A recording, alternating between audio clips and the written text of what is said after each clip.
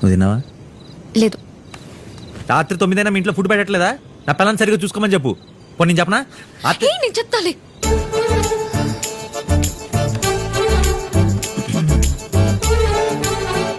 ఏం చెప్తావు? బాగా చూసుకోమన్నావని. ఎవరిని? నన్ను. అసలు కన్ఫ్యూజ్ అవ్వట్లేదు నువ్వు. మా ఫ్రెండ్స్ అందరూ ఊరు వెళ్తూ బస్ స్టాప్ దగ్గర రారా అంటే అసలు వెళ్ళని తెలుసా? అలాంటి ప్లేట్ ముందు లేచి వచ్చా. నీకేమైనా అర్థం అవుతుందా? ఏదో ఒక రోజు నువ్వు కూడా లవ్లో పడినప్పుడు నా ఫీలింగ్స్ అన్ని నువ్వు కూడా ఫీల్ అయినప్పుడు అప్పుడు ఐ లవ్ యూ టూ అనవు. ఐఎమ్ సారీ రా అంటావు.